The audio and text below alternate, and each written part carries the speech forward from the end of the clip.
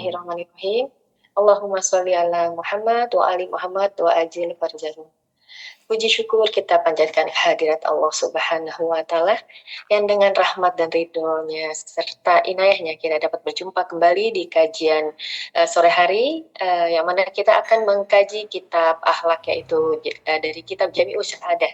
Pada sore hari ini adalah pertemuan yang ke-11 untuk membahas kitab Jami'us Sa'adah. Dan terima kasih juga kepada ibu-ibu dan bapak-bapak yang sudah menyempatkan waktunya pada sore hari ini. Seperti biasa, kita di akhir acara akan ada kesimpulan, ada tanya jawab dan kesimpulan dari Ustaz. Silakan Ustaz untuk bisa dimulai kajiannya, Ustaz. Ya, terima kasih Ibu. Recording in progress. Bismillahirrahmanirrahim. Assalamualaikum warahmatullahi wabarakatuh. Wal 'aqibatu li ahli taqwa wal yaqin. Wala 'udwana illa 'alal zalimin. Asyhadu an la ilaha illallah wahdahu la syarika lah wa asyhadu anna sayyidana wa nabiyyana Muhammadan 'abduhu wa rasuluh. Allahumma salli ala Fatimata wa abiha wa ba'liha wa baniha wa sirril mustawda'i fiha bi'adadi ma ahata bihi ilmuk. Rabbi shrah li sadri wa yassir li amri wahlul 'uqdatam min lisani yafqahu qawli, amma ba'du. Ikhwani wa akhwati rahimakumullah, para pecinta kajian akhlak yang saya muliakan dan yang senantiasa mendapatkan kemuliaan dan kehormatan dari Allah Subhanahu wa taala, insyaallah. Kita memasuki pertemuan yang ke-11 pada sore hari ini, dan saya berada di Salatiga. Mudah-mudahan pertemuan ini dapat kita jalankan sebaik mungkin insyaallah, sebagai kelanjutan materi yang sebelumnya. Seperti biasanya kita akan sedikit membacakan ringkasan pertemuan yang sebelumnya, yaitu pertemuan yang ke-10. Berapa poin yang saya tulis di sini mengenai pertemuan yang sebelumnya adalah masih berkisar masalah bahwa balasan amal perbuatan itu dari perbuatan itu sendiri. Nanti kita singgung ikhtilaf dan beda pendapat antara ulama mengenai hakikat balasan amal perbuatan kita, insyaallah. Pada pertemuan yang lalu sudah kita singgung bahwa setiap ruh, setiap jiwa itu pada asal penciptaannya adalah kosong dari segala sifat dan karakter. Dan karakter itu terwujud melalui pengulangan perbuatan. Dengan kata lain, akhlak adalah hasil pembiasaan. Di akhlak itu dalam ilmu akhlak yang menjadi karakter adalah hasil dari kebiasaan yang diulang-ulang, seperti yang sudah kita jelaskan. Yang kedua, bahwa ucapan dan perbuatan kita di dunia atau di alam materi ini, di alam fisik ini, itu bersifat sementara dan cepat hilang. Jadi ucapan itu yang ada suara, ada kata-kata, perbuatan, ada gerakan badan, gerakan tangan, gerakan kaki, dan seterusnya. Di muka bumi ini, di alam materi cepat hilang. Kata-kata lenyap setelah diucapkan. Gerakan tubuh pun hilang setelah selesai dilakukan. Namun jika ucapan atau perbuatan itu berulang-ulang dilakukan, ia meninggalkan bekas yang menetap di dalam jiwa. Dari bekas indera terbentuk sifat atau karakter yang nanti disebut malakah, menjadi melekat, menjadi substansi, menjadi karakter. Ya, inilah terbentuk sifat karakter malakah yang tetap dan melekat pada diri manusia. Oleh karena itu, amal yang hanya sebatas di dunia bersifat sementara, sedangkan yang tertanam dalam jiwa atau akhlak atau niat keyakinan itu menjadi bekal abadi di akhirat. Misalnya perbuatan atau amal sholat, sembahyang, Itu kita berulang-ulang, dia menjadi karakter, yang menjadi substansi, nantinya menjadi akhlak, maka dia dapat mencegah dari berbagai kemunkaran, berbagai kemaksiatan. Sehingga sholatnya nanti ketika berulang-ulang menjadi karakter, maka inna sholata tanha 'anil fahsya'i wal munkar. Sholatnya betul-betul dapat menyingkirkan, dapat menjauhkan dari pelakunya dari berbuat berbagai kemunkaran dan maksiat. Itu pun kalau sholatnya benar. Ketika wudunya benar, sholatnya benar, maka sholatnya tanha 'anil fahsya'i wal munkar, dengan berulang-ulang. Tapi kalau sholatnya tidak benar, ada yang tidak beres hukum fikihnya atau praktek fikihnya, baik wudhu atau sholatnya, maka tidak akan menghasilkan akhlak atau karakter. Maka sholat jalan terus dari usia balik sampai akhir tua, tetapi tidak menghasilkan karakter sholat. Kenapa? Karena wudhunya, sholatnya salah. Jadi di samping juga harus benar fikihnya, juga harus berulang-ulang, sehingga sholatnya nanti menjadi karakter, membawakan akhlak, akan membawakan hasil tanha 'anil fahsya'i wal munkar. Begitupun puasa. Ya, puasa ketika diulang-ulang selama sebulan menjadi karakter. Tapi kalau puasanya benar, haji apalagi. Begitulah semua perbuatan baik, kayak sedekah, bahkan senyum, bahkan apa saja menjadi karakter kalau fikihnya benar, niatnya benar dan berulang-ulang, sehingga menjadi akhlak dan karakter. Yang ketiga, bekas inilah yang kemudian jika terus berulang membentuk sifat atau menjadi malakah yang menetap di dalam diri manusia. Seseorang yang berulang kali menahan amarah, maka akan lahir sifat sabar. Sabar secara syar'i, sabar menurut Allah dan Rasulnya, bukan sabar menurut kita sendiri. Orang yang terus menerus memberi hadiah, memberikan sedekah, memberikan santunan, infak, nanti akan lahir sifat dermawan. Dermawan menurut Allah, bukan dermawan karena orang dipuji. Kan misalnya waktu ada pemilu, misalnya jadi dermawan dan seterusnya. Itu lain. Dermawan di sini sifat atau karakter yang berulang-ulang yang dilakukan dengan fikih yang benar. Keempat, al-ahwal an-nafsiyah atau keadaan jiwa seperti rasa marah, adanya kasih sayang, cinta dunia, takut, sabar dan sebagainya, itu jika hanya sekali muncul, hanya sekali dilakukan, atau 2-3 kali, ini hanyalah keadaan sementara. Jadi akan hilang. Seperti sholat juga, sholat, puasa, haji dan seterusnya, sedekah dan yang lainnya itu akan cepat hilang. Tidak menjadi karakter, tidak menjadi akhlak. Ya. Kalau tidak dengan dasar keimanan, tidak dengan dasar fikih yang benar, tidak menjadi karakter. Nah, tapi jika berulang dan semakin kuat, ia akan menetap dalam jiwa sebagai sifat permanen, menjadi malakah. Nah, itu kesimpulan kajian yang telah lalu. Kita lanjutkan kajian tersebut, ya, perlahan-lahan insya Allah. Kemudian mu'allif yaitu Ayatullah Al-Alamah Sayyid Muhammad An-Diraqi dalam kitabnya Jami' As-Sa'adat mengatakan dalam tema Al-Jaza' min Jinsil Amal, beliau mengatakan thumma la khilafa fi anna hadhil malakati wa fa'alaha al-lazimata laha in kanat fadilatan kanat mujibatan lil iltizazi wal bahjati wa murafaqatil malaikati wal akhyari. Artinya kemudian tidak ada perbedaan pendapat di antara ulama. Semua ulama akhlak sepakat tentang apa? Bahwa sifat-sifat yang sudah menjadi watak tetap, menjadi karakter, menjadi akhlak, beserta perbuatan-perbuatan yang muncul darinya, apabila sifat itu baik atau mulia, maka nantinya ia akan mendatangkan kenikmatan, mendatangkan kebahagiaan, serta akan mendatangkan kebersamaan dengan para malaikat dan orang-orang baik. Itu kalau perbuatan yang baik, kayak infak misalnya, atau misalnya sedekah, zakat, khumus dan seterusnya, ketika terus diulang dengan fikih yang benar menjadi malakah, nanti akan melahirkan kebaikan-kebaikan. Ya.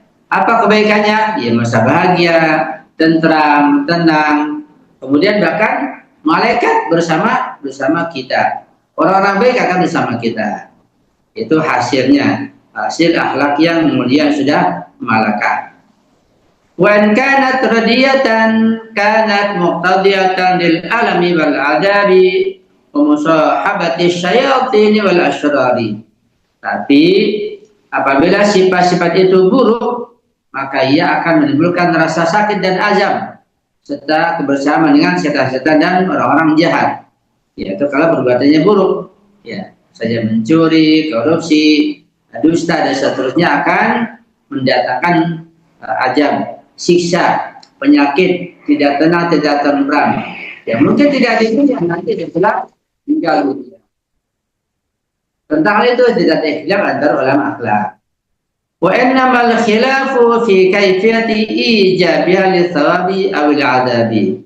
Adapun perbedaan pendapat di antara ulama akhlak adalah itu hanya terdapat di dalam hal bagaimana sifat-sifat itu menyebabkan pahala atau siksa. Kok bisa misalnya sedekah mendatangkan pahala, misalnya sholat kok bisa mendatangkan pahala, doa mendatangkan pahala, itu bagaimana? Bagaimana mencuri bisa mendatangkan siksa? Apa hubungan mencuri dengan siksa nanti? Gitu. Apa hubungan misalnya memberi dengan pahala surga nanti? Itu ada ikhtilaf mengenai bagaimana bisa itu terwujud. Semua ulama sepakat bahwa sifat baik atau akhlak mulia akan mendatangkan kebahagiaan, akan mendatangkan pahala dan kedekatan dengan Allah Subhanahu wa taala serta para malaikat. Juga semua ulama sepakat bahwa sifat buruk akan membawa penderitaan, mendatangkan perbuatan yang tidak baik, mendatangkan dosa dan kedekatan dengan setan. Jadi yang diperselisihkan bukanlah apakah sifat-sifat itu berakibat pahala atau siksa, melainkan yang diperselisihkan ulama adalah bagaimana cara sifat itu benar-benar menjadi penyebab pahala atau siksa. Jadi bagaimana terjadinya sholat mendatangkan surga dan pahala atau kenikmatan, sedekah gitu juga. Dan bagaimana perbuatan dosa kayak dusta, ya ghibah, menipu, curang itu bisa mendatangkan azab, itu bagaimana? Itu diperselisihkan. Contohnya, ada ulama yang berpendapat bahwa pahala dan siksa itu datang langsung dari Allah karena sifat itu sendiri. Ya, pahala atau siksa datangnya dari Allah. Kenapa? Karena sifat itu sendiri, karena perbuatan itu sendiri. Allah mendatangkan siksa atau pahala dari perbuatan itu. Ada juga ulama akhlak yang berpendapat bahwa pahala dan siksa itu terjadi karena sifat itu melahirkan perbuatan tertentu. Lalu perbuatan itulah yang dinilai. Ada perbedaan ya, nanti akan kita lebih detail menjelaskan perbedaan ini di bawah insya Allah. Itu yang kedua. Yang ketiga, ada pula yang melihatnya sebagai hubungan sebab akibat di dalam jiwa. Nah, ini lebih sulit lagi. Ada hubungan sebab akibat di dalam jiwa manusia antara perbuatan baiknya dengan pahala, antara perbuatan buruknya dengan siksa. Ada hukum kausalitas. yakni sifat yang melekat akan menciptakan kondisi batin yang sesuai dengan surga atau neraka. Ini ketiga pandangan falsafah, ini pandangan depan agak sulit. Kita bahas pelan-pelan insya Allah.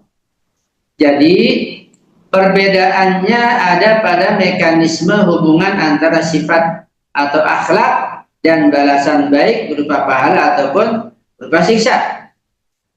Contoh praktiknya begini. Misalnya sifat sabar. Ada ulama yang mengatakan bahwa pahala itu langsung diberikan karena sabar itu sendiri adalah kebaikan batin. Jadi kan ada kebaikan batin berupa sabar, kemudian Allah berikan pahala. Itu terpisah antara kebaikan dengan pahalanya. Ada juga yang berpendapat bahwa pahala itu datang karena sabar membuat orang tidak berbuat dosa dan tetap taat. Karena sabar, orang jadi taat, jadi tidak berdosa, maka mendatangkan kenikmatan, mendatangkan surga. Apa misalnya? Misalnya sifat sombong. Sebagian ulama berpendapat bahwa dosa itu langsung menempel Karena sombong itu sendiri memang buruk. Jadi sombong menempel ya kepada sifat yang buruk itu sehingga mendatangkan dosa. Dan ada ulama yang berpendapat bahwa dosa itu datang karena sombong biasanya membuat orang menolak kebenaran dan merendahkan orang lain. Nah, jadi yang diperdebatkan itu adalah apakah pahala atau siksa itu diberikan karena sifat itu sendiri ataukah karena akibat dari perbuatannya. Ya, itu ada sedikit beda pendapat. Ada 3 pandangan di sini. Perhatikan baik-baik. Pandangan pertama, sifat itu sendiri langsung jadi sebab pahala atau siksa. Jadi suatu perbuatan atau suatu sifat, satu akhlak itu dia menjadi sebab langsung mendatangkan pahala. Contohnya adalah sabar. Sabar itu ketika orang bersabar, maka langsung berpahala. Contohnya seperti orang sombong. Orang sombong langsung berdosa. Ya.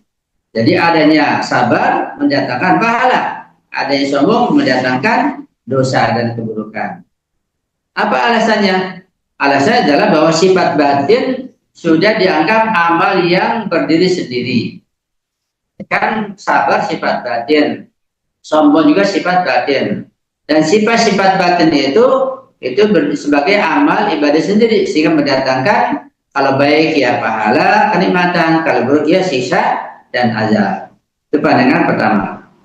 Pandangan kedua, sifat itu melahirkan perbuatan. Ya, sifat melahirkan perbuatan. Perbuatan itulah yang dinilai. Contohnya sabar.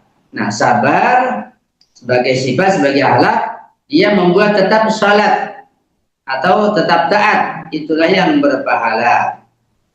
Misalnya sombong. Sombong melahirkan penolakan terhadap kebenaran atau perbuatan zalim. Itu dia yang berdosa. Di sini ada hubungan antara sifat atau akhlak dengan hasilnya atau dengan balasannya. Hubungannya ada hubungan sebab akibat. Ya. Jadi dengan adanya sabar maka nanti akan ada pahala. Dengan adanya sombong maka ada perbuatan dosa dan keburukan. Pandangan ketiga, sifat menciptakan kondisi jiwa yang sesuai dengan surga atau neraka. Ini pandangan ketiga yang lebih dalam ini, yang lebih sulit. Ya. Sifat menciptakan kondisi jiwa yang sesuai dengan surga atau neraka. Gimana ini? Nah, kan itu ketika sifat bisa menciptakan jiwa, membuat jiwa tertentu, menciptakan kondisi tertentu, maka sifat tersebut atau akhlak tersebut atau perbuatan tersebut ya, yang baik misalnya sedekah, sabar, sholat itu harus berulang-ulang.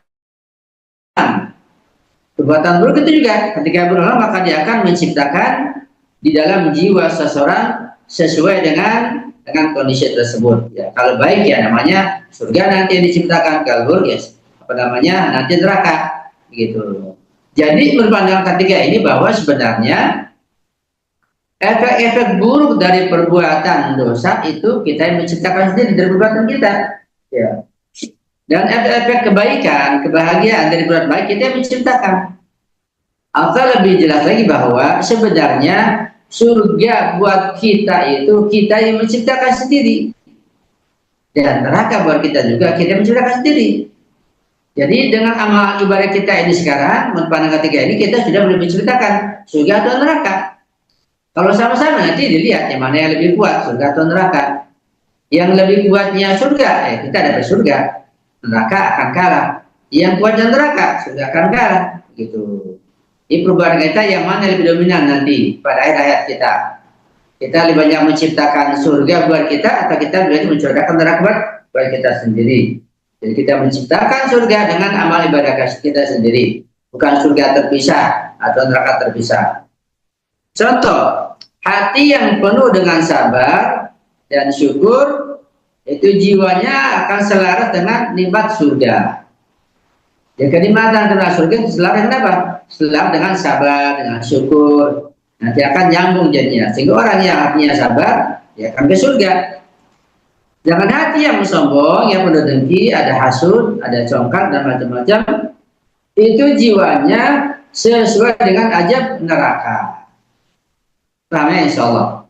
Jadi kita sejak sekarang ini kita sedang menciptakan atau membuat kondisi jiwa kita, kondisi hati dan ruh kita nanti cocoknya kemana.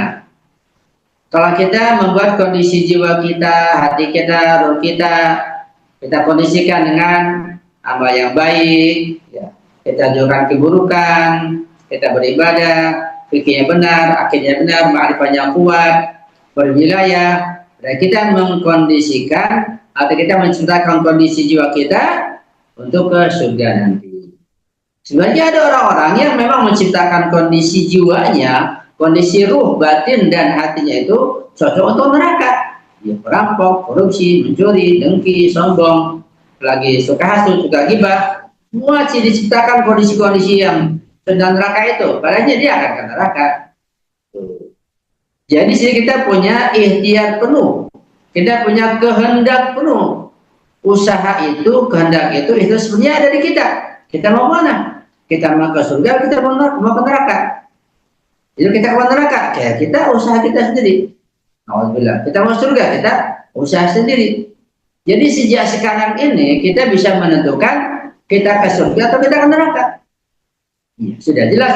Kalau kita berwilayah, kita ikhlas, kita fikirnya benar, imannya kuat, ma'rifatnya kuat, terus sholat, taat, ibadah terus, ya kita yakin kita menciptakan surga, kita masuk ke surga. Kalau seseorang, ya dia durjana, gak sholat, durhaka, maksiat, makan riba, gibah terus begitu, ya dia masuk neraka, dia pasti akan ke neraka. Gitu. Jadi kita bisa menilai diri kita, bahkan kita bisa menilai orang lain. Cuma untuk menilai orang lain jangan dulu, sabar, yang penting nilai diri kita. Yang kita langsung tuh, kalau itu ahli surga, itu ahli neraka, enggak begitu.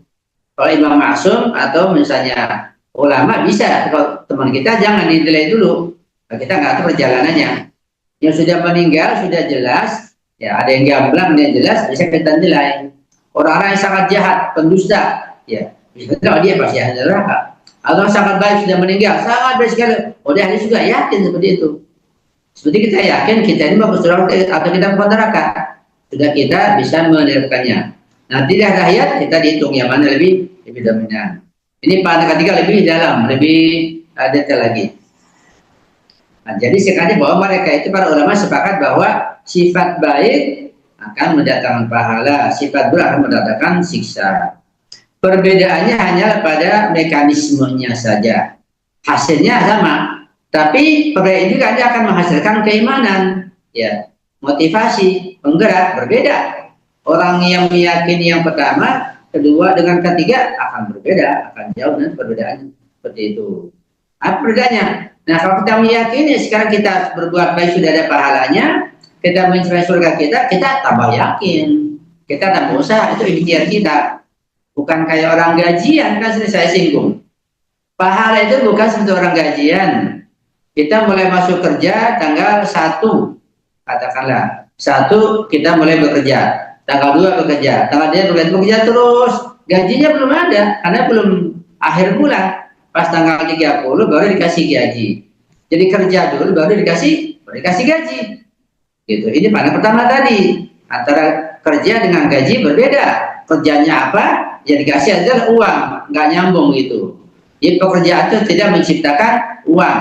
Ya. Kerja sendiri, pemberian dari direktur gaji. Itu pandangan pertama. Kalau yang kedua, ini lain. Ini namanya pandangan falsafah, pandangan irfan.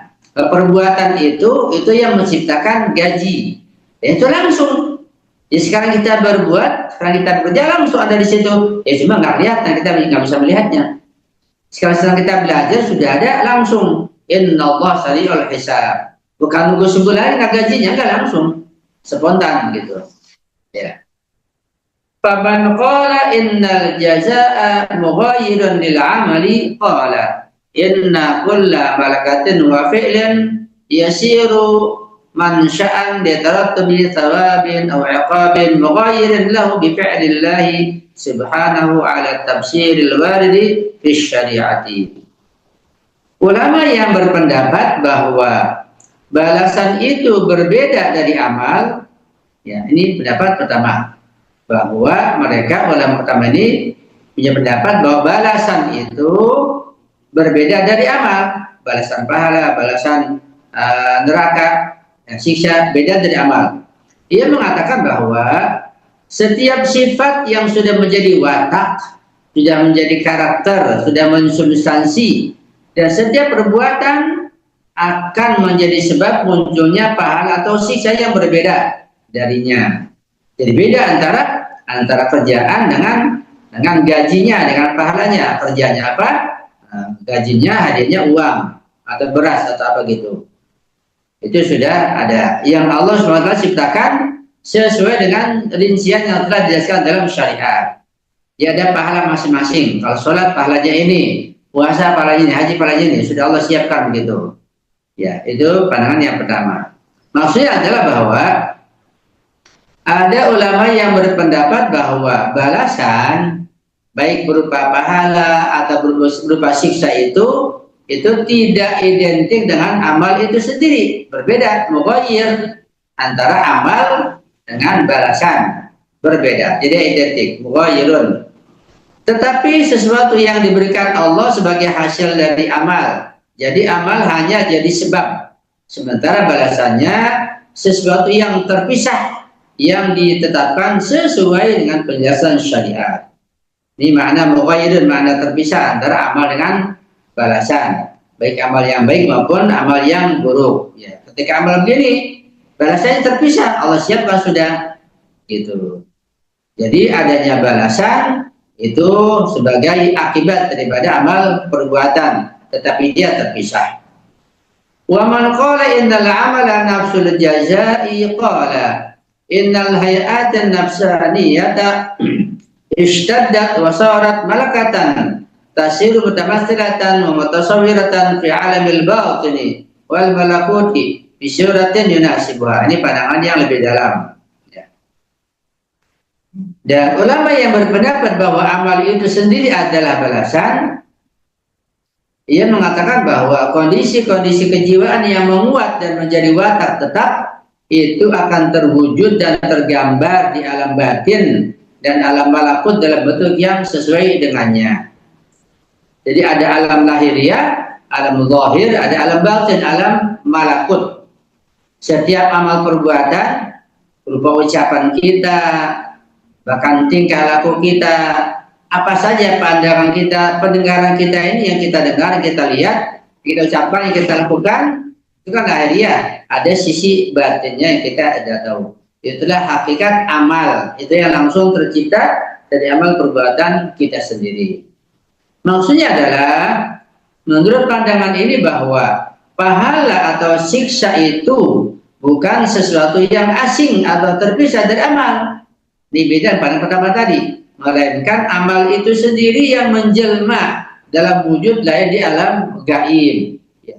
Kata misalnya tentang ghibah yang sering saya singgung, ghibah itu bukan berarti sekarang orang sedang menggibah, belum ada siksanya, nanti dia setelah meninggal lihat baru ada siksanya, baru menjelma siksanya. Itu pandangan pertama. Nah, pandangan ini mengatakan, ya, ulama irfan, ulama filsafat, bahwa orang yang menggibah itu ketika sedang menggibah langsung hakikatnya dia berbuat dosa, yaitu dia memakan daging bangkai saudaranya sendiri. Ya, seperti itu. Ayuhibbu ahadukum ayyakula lahma akhihi maitan faqaditumu. Menggibah hakikatnya adalah seseorang memakan daging bangkai saudara sendiri. Di saat dia bicara, jadi lahiriahnya di alam materi, dalam dunia ini, di alam bumi ini, lahiriahnya pembicaraan, ucapan, kata-kata, ada suara, tapi itu ghibah. Di alam batinnya, di alam malakutnya, di alam non materi, alam barjahnya adalah dia sedang memakan daging bangkai saudaranya. Jadi jauh sekali antara ucapan dengan hakikat, begitulah. Hakikat misalnya makan harta anak yatim, dia sedang makan api neraka. Ya, seperti itu. Hakikat orang yang sedang misalnya marah, emosi, atau dia sedang membunuh, hakikatnya adalah dia binatang buas. Jadi alam lahirnya dia manusia, alam batinnya dia adalah binatang buas. Jadi banyak manfaatnya yang kembali kepada keyakinan ini yang luar biasa. Jadi akhlak baik akan muncul dalam bentuk yang indah dan membahagiakan di alam malakut, alam batin. Sedangkan akhlak buruk akan muncul dalam bentuk yang menakutkan dan menyiksa. Nah, nanti perbuatan-perbuatan yang baik itu yang kita lakukan ada asarnya, efeknya membentuk hakikat, dia bisa wujud di alam mimpi, bisa kita lihat. Karena kita mimpi indah, itu kita lihat balasan amal kita yang kita lakukan di siang hari. Terkadang kita mimpi buruk di malam hari, ya mimpi apalah begitu, mimpi buruk. Terkadang itu kita lihat bukan mimpi terpisah, yang kita adalah hakikat amal yang kita kerjakan di siang hari. Bisa di siang hari berbuat buruk, balas seperti itu di malam hari Allah melihatkan lewat mimpi. Itulah balasan kamu seperti itu. Ya, jadi orang yang baik itu mimpinya indah terus. Nah, orang baik, orang buruk mimpinya banyak yang buruk. Ada keindahan dari setan. Nah, perbedaan pandangan tentang hubungan amal dan balasan. Satu, balasan itu berbeda dari amal. Amal hanyalah sebagai sebab. Sementara balasan adalah sesuatu yang Allah ciptakan sesuai ketentuan syariat. Misalnya orang sabar Allah akan berikan surga sebagai balasan. Misalnya orang sombong Allah akan timpakan neraka sebagai balasan. Ini pandangan yang pertama. Kedua, balasan sama dengan amal. Ya, ini amal itu sendiri menjadi balasan. Atau amal atau sifat batin akan menjelma menjadi bentuk nyata di alam malakut di alam akhirat. Ya. Kan ruh kita ini, kita kan punya ruh. Ketika kita mengatakan kita punya ruh, dia bilang ya ruh kita. Kita punya ruh. Ruh kita jenisnya jenis alam malakut. Ya. Dan ruh kita di alam malakut itu yang sambung ke badan kita ini, nah, di situ bergabung kumpul dengan amal perbuatan kita, efek asal dari amal perbuatan kita di alam malakut.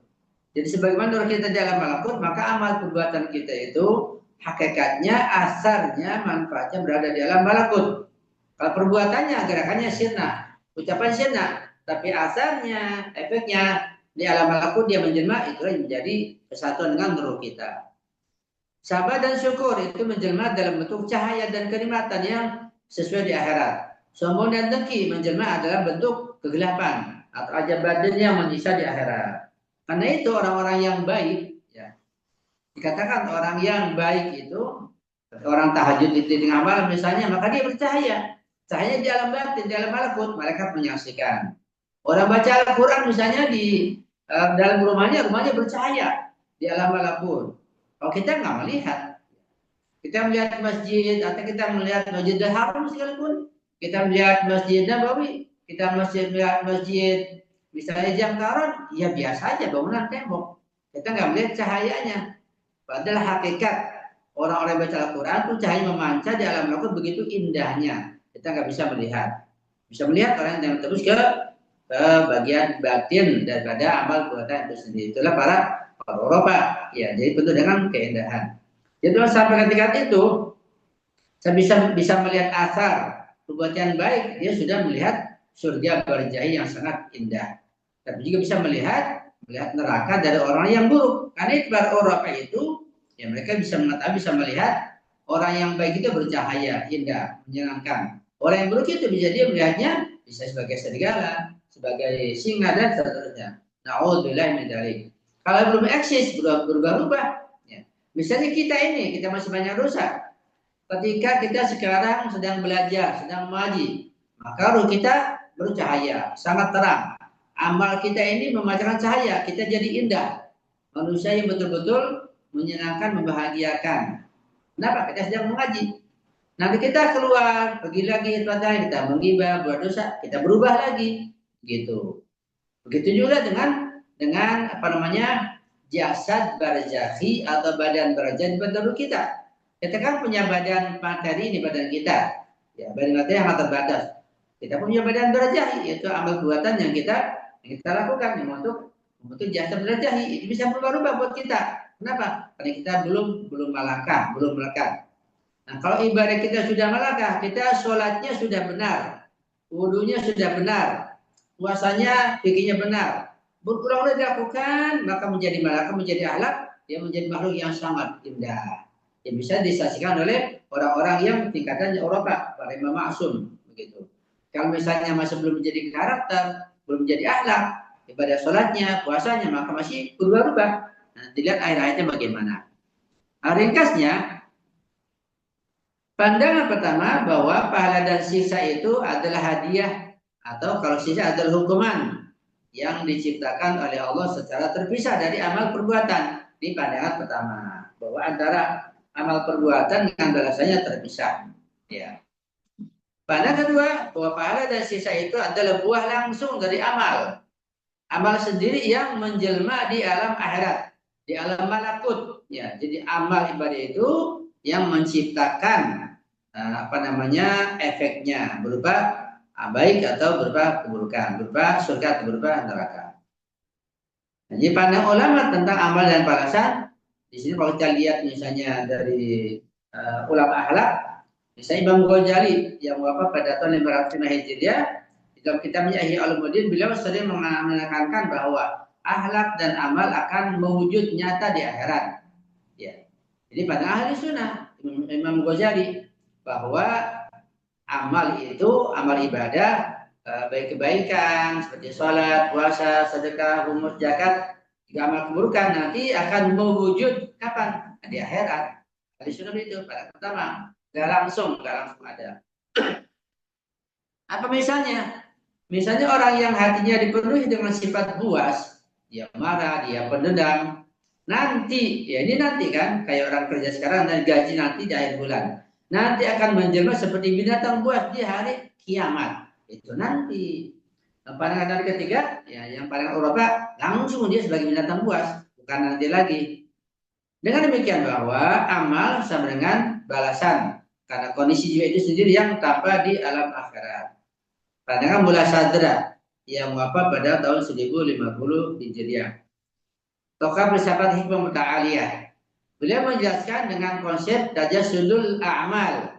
Itu konsep perwujudan amal atau tajassumul a'mal namanya. Itu konsep ada di Syiah Imamiyah, ada di filsafat, tidak ada di ahli sunnah atau dengan ayat berbeda.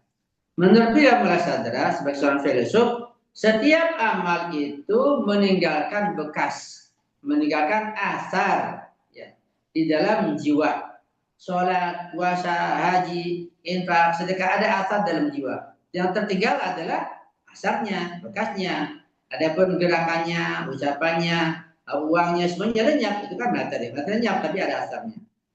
Bekas ini semakin kuat menjadi sifat tetap atau menjadi malakah. Lalu di alam malakut ia menjelma dalam rupa yang sesuai. Jadi amal baik itu menjadi cahaya dan kenikmatan. Amal buruk menjadi kegelapan dan azab. Jadi menurut keduanya, bahwa pahala dan siksa bukan hadiah eksternal, melainkan buah asli dari amal kita sendiri yang terbongkar di alam akhirat. Analogi amal dan balasan. Jadi kalau kita perumpamaan, kalau kita samakan, amal itu seperti benih, ya, seperti biji katakanlah. Amal seperti sebuah biji atau seperti benih. Jadi setiap amal, baik amal yang baik maupun amal yang buruk itu seperti kita menanam benih, ya, menanam sebuah pohon dari benih, dari biji. Misalnya sabar, syukur, jujur, itu sebagai benih yang baik. Kedengkian, kesombongan, iri hati dan yang lainnya sebagai benih amal yang busuk, yang buruk. Nah, nanti sifat malakanya adalah pohonnya, sama dengan pohon. Nah, kalau amal itu diulang-ulang, maka ia akan tumbuh menjadi sifat tetap, menjadi malakah. Seperti benih yang tumbuh menjadi pepohonan. Jadi bisa tumbuh akan membuahkan hasil nantinya. Jadi benih yang baik, ya nanti pohonnya akan rindang. Benih yang buruk, pohonnya akan nanti berduri. Ya. Dan buahnya pun tidak enak, akan menjadi racun. Di balasannya ada sama dengan buahnya itu. Nah, di akhirat pohon itu berubah. Di akhirat pohon itu berbuah sesuai dengan jenis benihnya. Amal baik dia akan berbuah kenikmatan, berupa cahaya, kebahagiaan, surga dan seterusnya. Dan amal buruk dia berbuah dengan buah azab, kegelapan, penderitaan, neraka, siksa dan lain sebagainya.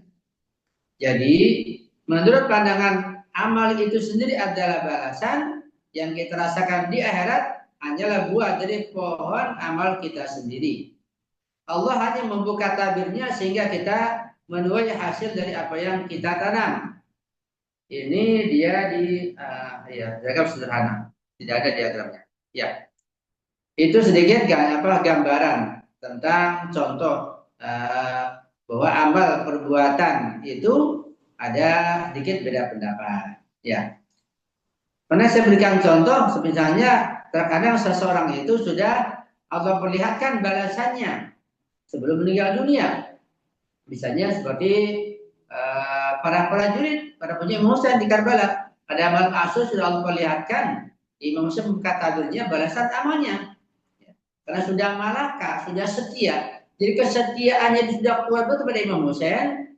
Nah, kesetiaan itu menjadi malaka, menjadi karakter, menjadi kuat. Maka dibukakan tabirnya, itu balasan kamu.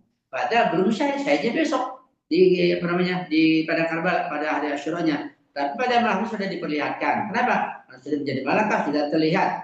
Yang dilihatkan itu bukan hadiahnya, bukan amal yang ada, kemudian ada hadiah disediakan. Bukan.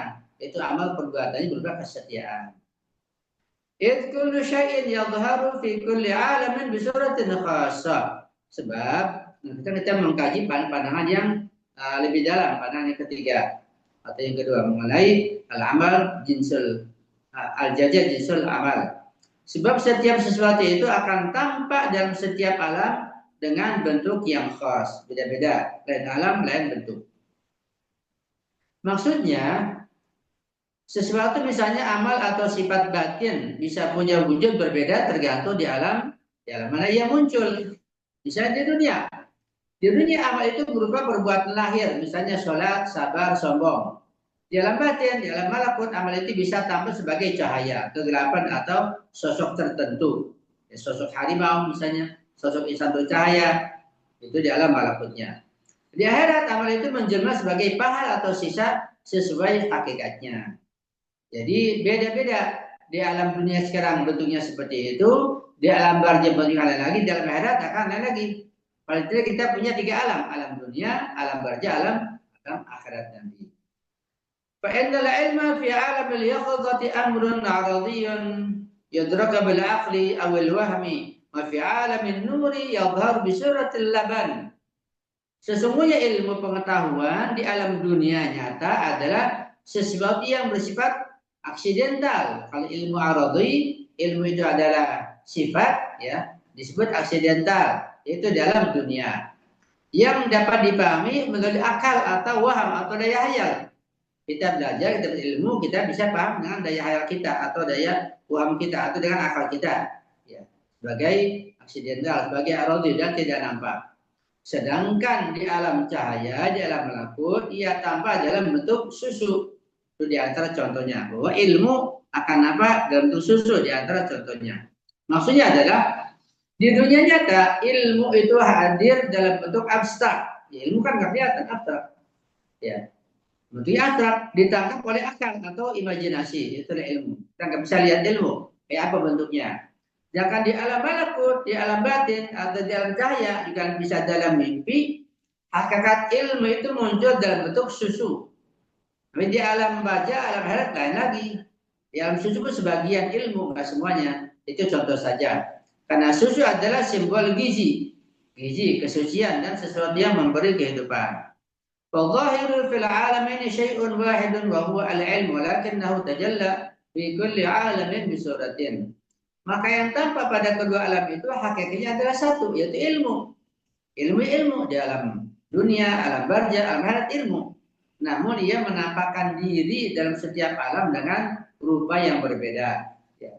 Artinya hakikatnya sama, yaitu ilmu. Di dunia nyata ilmu dipahami lewat akal dan lewat nalar. Di alam malakut, alam cahaya, dan alam mimpi, ilmu bisa tampak dalam rupa simbolis, misalnya susu. Jadi yang berbeda hanya bentuk penampakannya, bukan hakikatnya.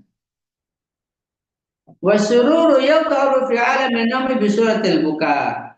Dan rasa gembira itu di alam tidur, di alam mimpi akan tampak dalam wujud tangisan. Ya. Bisa jadi orang menangis di malam hari, dalam mimpi dia menangis ketemu misalnya Imam Husain atau ingin ziarah, dia menangis karena kesedihan. Nanti di sahnya ada kegembiraan, bisa seperti itu.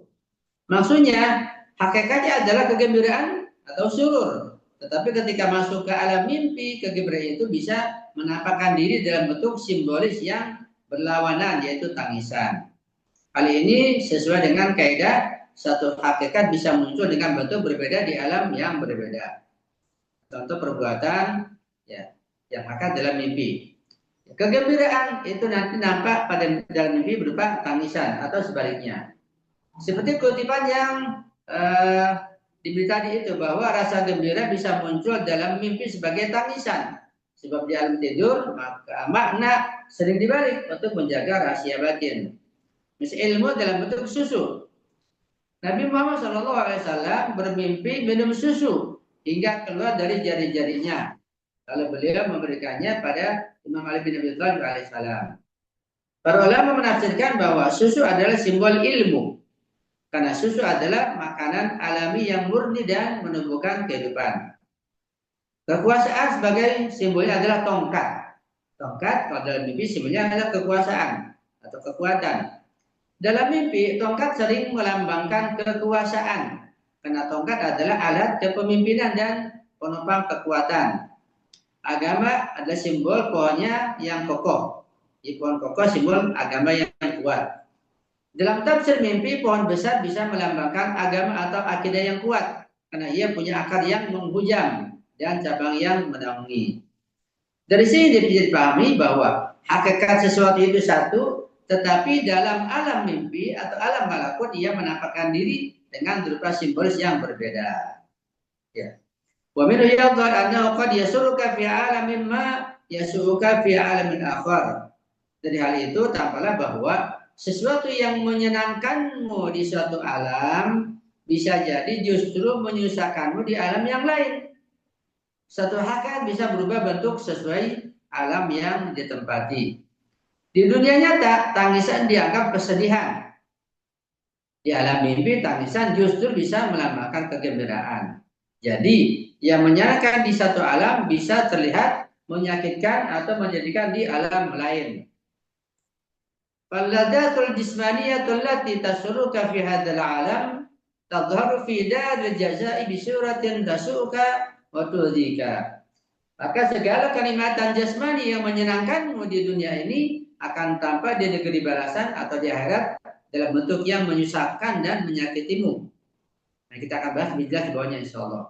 Maksudnya, segala kenikmatan jasmani seperti makan, minum, syahwat, kemewahan dunia yang terasa menyenangkan di dunia ini akan tapi di akhirat nanti bisa menjelma menjadi sumber azab. Karena hakikat dari kenikmatan jasmani itu adalah keterikatan dan kerakusan yang di alam malakut akan muncul dalam bentuk sisaan. Misalnya, makanan berlebihan di dunia itu nikmat. Ya.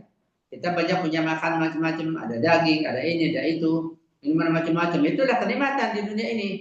Tetapi di akhirat bisa menjelma menjadi rasa lapar, menjadi rasa haus dan tak terpuaskan.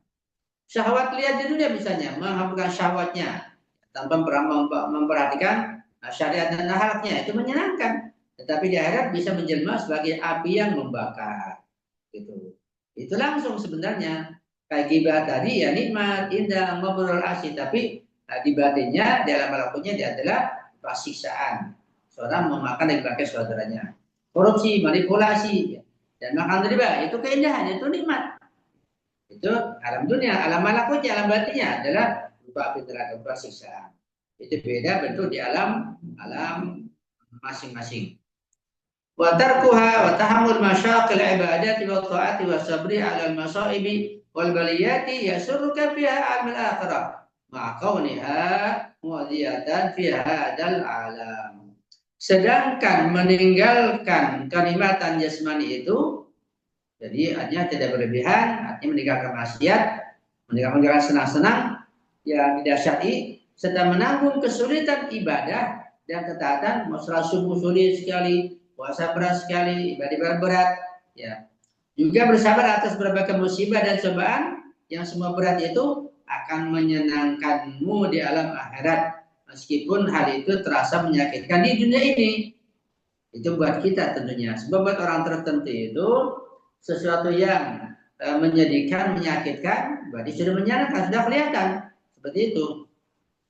Misalnya katakanlah untuk para urofa ya, bukan kita. Ya kita hanya mengira-ngira saja. Buat para urofa itu ketika misalnya ditimpa musibah, dia sabar, sabar. Sabarnya sangat kuat ya. Dan dia bertahan terus. Ketika kesabaran terus kuat, maka dia langsung melihat balasannya berupa surga, berupa kenikmatan. Jadi lahiriahnya adalah siksaan, bencana, musibah, batinnya adalah kenikmatan. Bahwa kita berbeda, karena kita tidak merasakan langsung seperti itu. Jadi misalnya kalau kita melihat katakanlah kondisi Imam Hussein dicaca-caca, diinjak-injak kuda dan dipotong-potong, itu kan kondisi lahiriahnya, fisiknya. Tapi beliau batinnya sudah sampai ke surga, sudah menikmati. Nah, tidak seperti itu lagi. Itu diantaranya.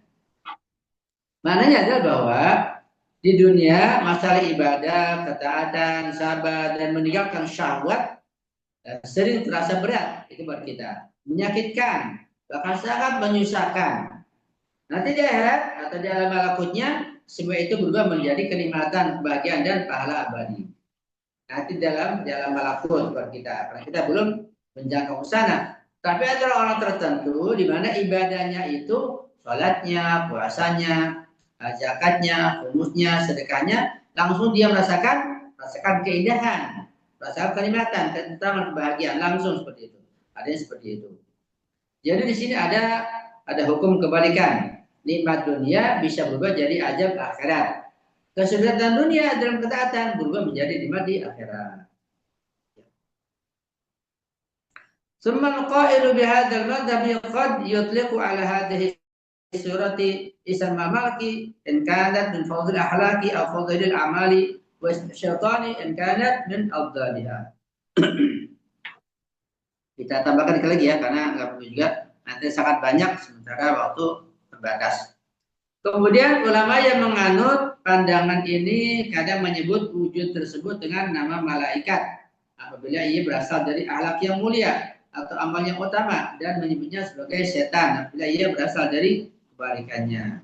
Maksudnya adalah bahwa dalam pandangan ulama ini amal dan akhlak yang melekat pada jiwa itu menjelma sebagai bentuk tertentu di alam malakut.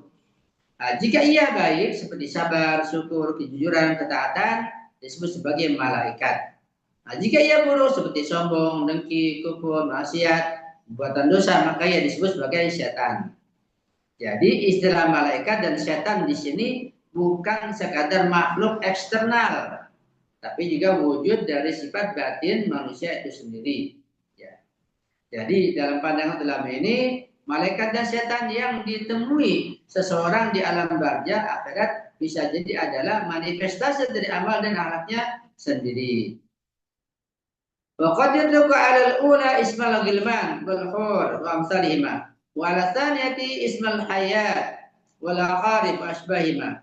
Dan terkadang wujud batin itu disebut dengan nama para gilman atau para pemuda surga, para remaja-remaja surga, dan bidadari serta yang semisalnya. Yang kedua disebut dengan nama ular, kalajengking, dan yang menyerupainya.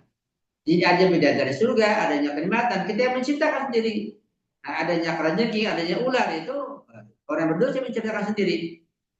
Maksudnya adalah bahwa amal dan akhlak baik di alam malakut bisa menjelma dalam berupa gilman, bidadari, dan kenikmatan surga lainnya.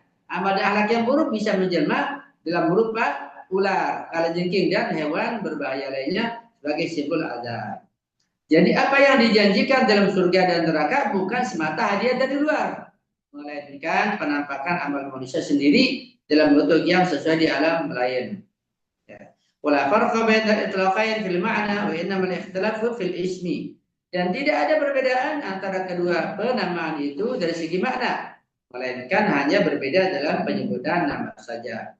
Maksudnya adalah baik disebut malaikat atau gilman atau bidadari, pada hakikatnya adalah sama. Itu sebagai manifestasi amal dan akhlak yang baik. Begitu juga baik disebut setan atau ular atau kalajengking, hakikatnya sama. Itu manifestasi amal dan akhlak yang buruk. Jadi yang berbeda hanyalah istilah namanya saja, bukan maknanya. Ya. Wa hadzal madhhabu yarji'u ila al-qali bi tajassudil amali bi suratin ma'nusatin mufrihatin aw suratin muhishatin mu'adzibatin. Wa qad rada bidzalika akhbarun katsira. Dan madhab atau panah ini kembali kepada keyakinan tentang tajassudul amal atau tajassumul amal, yaitu perwujudan amal. Yaitu bahwa amal akan menjelma dalam rupa yang menyenangkan dan menggembirakan atau dalam rupa yang menakutkan dan menyiksa. Dan telah banyak riwayat yang menunjukkan hal tersebut. Maksudnya, inti panah ini adalah bahwa amal manusia tidak hilang, melainkan menjelma, bertajasum dalam bentuk lain. Amal baik berubah menjadi wujud yang indah, akrab, menyenangkan, misalnya cahaya, sahabat yang ramah, bidadari, dan seterusnya. Amal buruk berubah menjadi wujud yang menakutkan dan menyiksa, misalnya ular, kalajengking, kegelapan, setan, dan seterusnya. Keyakinan ini bukan sekedar filsafat, tapi juga dikuatkan banyak hadis dan riwayat. Ya. Jadi kita sudah mengkaji sedikit filsafat. Nanti kita akan baca di bawah ini riwayat yang sangat banyak mengenai tentang tajasumul amal, lebih dalam lagi insya Allah. Jadi singkatnya bahwa amal perbuatan manusia itu menurut pandangan tiga ini, pandangan Eropa, pandangan Syiah Imamiyah, dan sangat kuat dalilnya. Kita akan bahas lagi insya Allah, itu sudah ada langsung balasannya. Terkadang di dunia ini langsung, terkadang di dalam mimpi diperlihatkan, karena di alam barzakh, ya, diperlihatkannya itu. Jadi amal perbuatan kita, baik yang baik maupun yang buruk, terkadang diperlihatkan pada kita adalah ketika kita mimpi atau ketika kita mungkin di alam barzakh, ya, atau mungkin di suatu kondisi kita nggak sadar, ya. Misalnya, contohnya, ketika seorang sahabat Imam Ali datang menjumpai Imam Ali, datang dikasih kursi Imam Ali, duduk langsung patah kursinya itu, ya. Kata jatuh dia berdarah. Nah, buat sahabat Imam Ali, kenapa demikian? Imam Ali mengobatinya, kemudian mengatakan, kamu ini jatuh berdarah karena kamu nggak baca Bismillah. Jadi sahabat Imam Ali itu akibat nggak baca Bismillah, dia bermaksiat, dia berdosa. Ketika duduk nggak baca Bismillah, langsung balasannya ada di situ. Apa dia jatuh? Ada siksa di situ. Itu buat mereka yang tinggi, namanya keimanannya, bisa langsung. Ada juga orang yang ada ditunjukkan amal buruknya dan mimpi. Dia orang itu dia mimpi dikejar ular dalam tidurnya, dikejar terus, dia berhenti, ular berhenti. Ya, sampai dia akhirnya nggak kuat, sudah menyerah, dan nggak kuat lagi, ular pun berhenti. Ya, sampai dia bangun. Ya, dia bangun, dia tanya kepada imam, kalau nggak salah, imam, aku mimpi begini, begitu, kenapa? Kata imam, ular itu yang mengejar kamu ada amal burukmu sendiri. Ya, jadi bersamamu. Selama kamu tidak taubat, selama berbuat buruk, ya bersamamu. Cuma dia bentuk ular. Ketika taubat dia akan hilang. Gitu. Jadi amal baik kita menyertai kita. Wujudnya apa? Cahaya, kegembiraan, apa-apa kita nggak tahu. Kita nggak bisa melihat. Mungkin dilihat dalam mimpi bisa juga. Kalau lihat dalam baris setelah kematian. Amal buruk kita juga diwujudkan, diperlihatkan. Gitu. Dan terkadang efek baik dan buruk juga dari amal orang lain. Kan amal buat orang lain, ya teman kita, tetangga kita, sahabat kita, amal baiknya berefek ke kita juga. Kalau orang itu tinggi, ya berilmu, ulama, berefek ke kita, bagi masuk. Nah, amal buruk orang lain, tetangga kita, saudara kita, teman kita, amal buruknya berefek ke kita juga. Kita jadi buruk, begitu. Terkadang juga terjadi kata ulama itu orang tidur berdua nih, tidur berdua. Satu dia ini orang mulia, orang alim, ya orang bersih hatinya. Di satu orang biasa tidur berdua, karena orang mulia dia mimpi baik, mimpi indah. Karena ini dia berdekatan, dia kebawa juga mimpi indah juga, kebahagiaan juga begitu. Seperti itu. Padahal dia nggak layak dapat mimpi baik, belum layak. Karena dekatnya orang baik ini dia kebahagiaan juga. Dalam mimpi diperlihatkan kebaikan. Sebaliknya kan ini ada pada orang buruk, si A ini buruk, si B ini nggak buruk. Tidur berdua, ketika si A ini buruk, dia mimpi buruk, kebagian juga. Atau dia misalnya nggak mimpi buruk, tapi dia bisa mimpi buruk. Akibat berteman dengan orang ini, seperti itu bisa terjadi. Itu bisa dikaji lebih dalam lagi, insya Allah. Efeknya seperti itu, ya. Baik dalam kehidupan nyata, dalam kehidupan mimpi. Nanti di alam barzakh akan nyata, betul, kelihatan dan sangat jelas ya. Itu namanya tajassudul amal. Nah, akhlak yang kita lakukan, perbuatan baik itu akan melekat, bertajassum, nanti akan nampak buat kita dalam mimpi atau dalam raja. Sekarang kita nggak bisa lihat karena mata kita buta, karena kita banyak dosa. Tapi kita yakini bahwa amal perbuatan kita itu langsung ada balasannya. Ini pandangan yang ketiga, pandangan para ulama dan para filosof.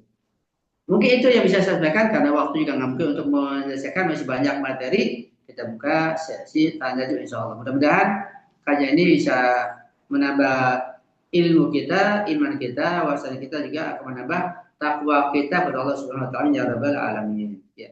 Silakan Ibu Ira untuk membuka sesi tanya jawab.